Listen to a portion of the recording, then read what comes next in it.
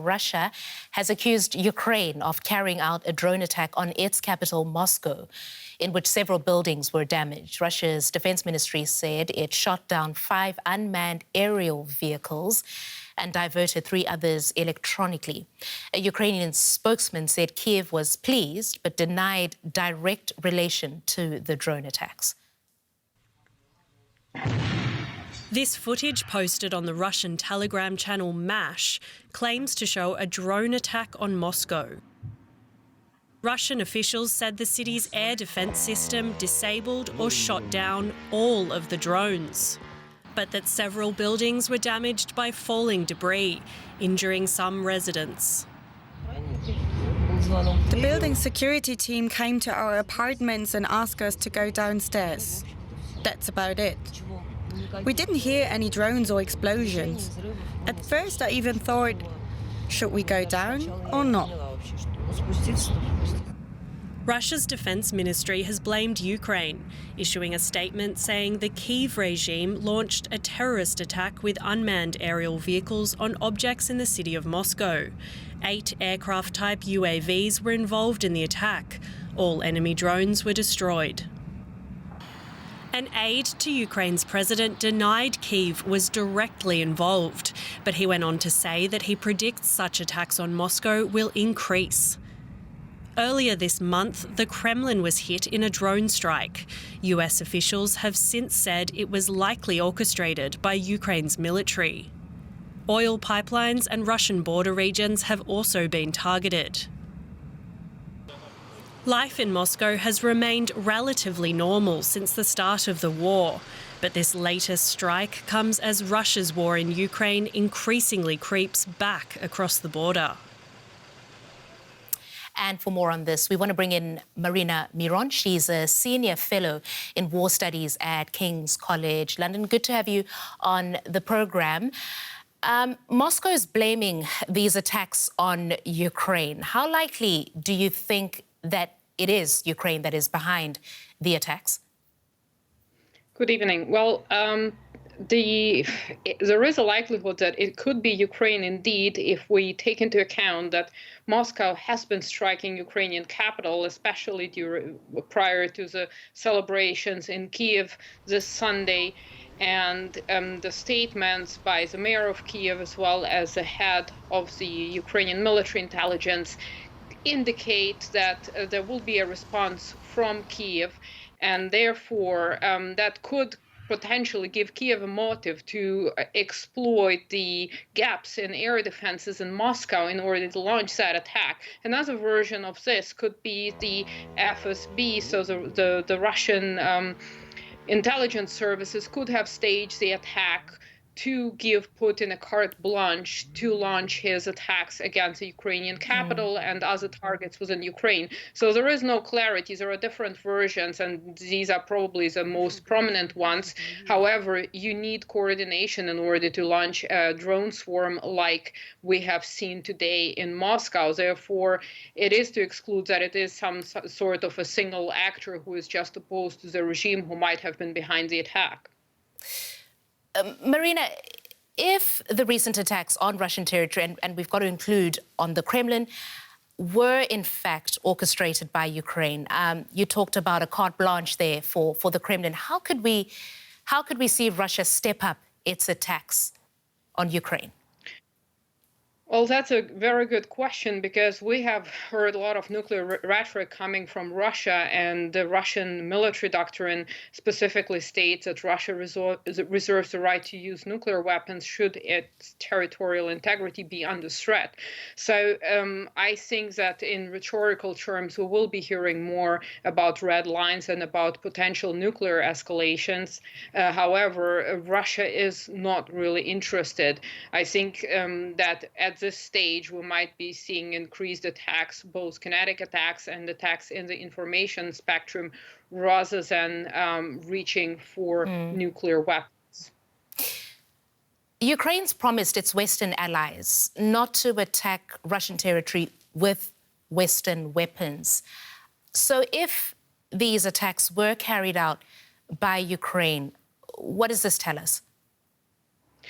Well, that makes it very complicated for Ukraine, and I think that is why Ukraine would want to deny any involvement in these attacks, because we're talking now about the potential delivery of F-16 fighter jets. And the fear has always been that Ukrainian armed forces, without coordinating with their Western counterparts, might be using Western equipment to attack Russia. And that is why Ukraine never received ATACMS for their HIMARS systems, long-range missiles of 300-kilometer range. Storm Shadow missiles provided by the UK also had this caveat that Ukraine isn't allowed to use them on Russian territory. So that might put the whole idea of delivering fighter jets to Ukraine under threat if Western allies see that Ukraine cannot be trusted not to use those weapons in Russia and potentially risk escalation. Marina, stand by, because I want us to take a closer look at the allegations that the recent string of attacks were, in effect, sort of false flag operations. That is, that they were part of a bigger disinformation campaign carried out by the Kremlin to justify its war on Ukraine and drum up support for its military campaign. And then I want to pick up the conversation after this report. A massive gathering earlier this year in Moscow, cheering on the special military operation in Ukraine. No surprise in a country with state media blasting out messages about brave Russian soldiers and alleged Ukrainian atrocities 24/7. A classic example, still being deployed today, is the Donbass children, a story Ukrainian fact-checkers have disproven. On our website, we have dozens of stories when Russian propaganda tried to persuade their own population that Ukrainian soldiers kill children because these children are Russian speaking or something like that. In reality, no children, the child was not killed, and child did not exist. The Russian FSB security service and its allied volunteers also spread messages via trolls and bots that aim at Ukrainians and at Westerners on the political extremes. We are no longer in a situation where wars are simply fought between soldiers on the battlefield. Through the arsenal of information warfare, cyber attacks, and disinformation campaigns, wars are now also fought in the digital sphere. The Russian war on Ukraine is no exception to this. And these challenges pose an existential threat to our democracies. They erode trust in institutions and in the media by interfering, disrupting, censoring, or even manipulating people's perceptions of the truth. Germany is one prime target. Leaked documents from the Kremlin show Russia determined to link up the German far left and far right, like the people at this protest in Berlin. Organized by a far left party, but heavily attended by far right elements as well. Russian media strategists reportedly devised slogans, including "NATO makes life expensive" and "Ukraine wants war, Germany wants peace," that were also shared online. So it's either the more, radical right or radical left you are, the more you will fall for it.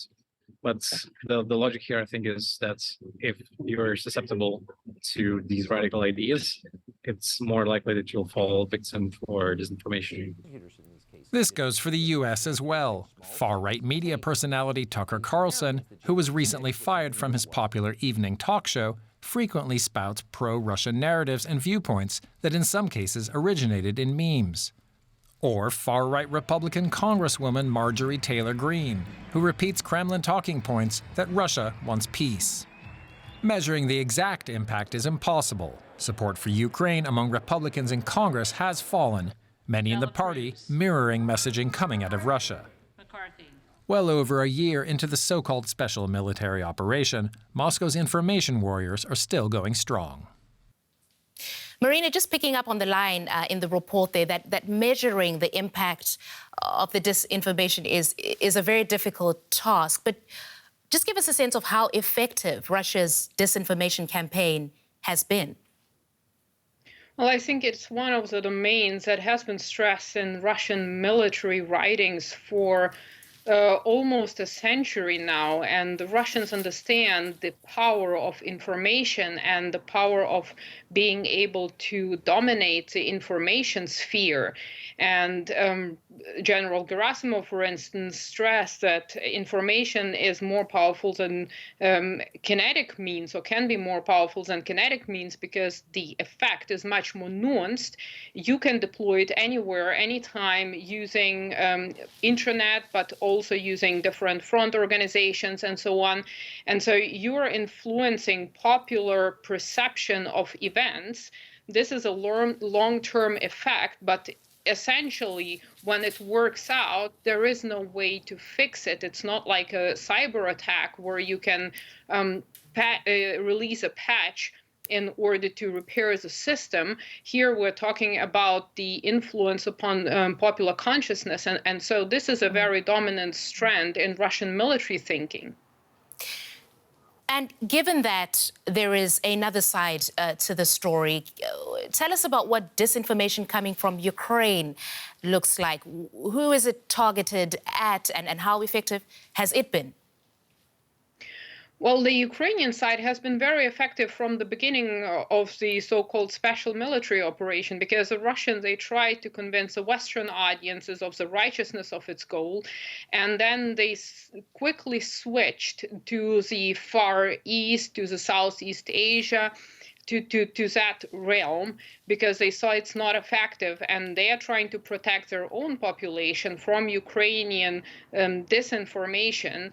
And from the Ukrainian perspective, again, it is important to ensure that the population is behind the government, that the morale of the armed forces is high. And so what we have seen from the Ukrainian side, the best example is a ghost of Kyiv, this kind of, the story is not true, but it has received a lot of attention, and the Ukrainian disinformation is aimed to unite the Ukrainians by creating those mythological stories. And so it has been very effective in withstanding the Russian attempts to penetrate Ukraine with their information. So Russia has now adopted a more defensive strategy, trying to protect its own population and block different Ukrainian and Western outlets in order to isolate their information spectrum. Marina Miron, as always, we appreciate your time here on DW News. Thank you. Thank you very much.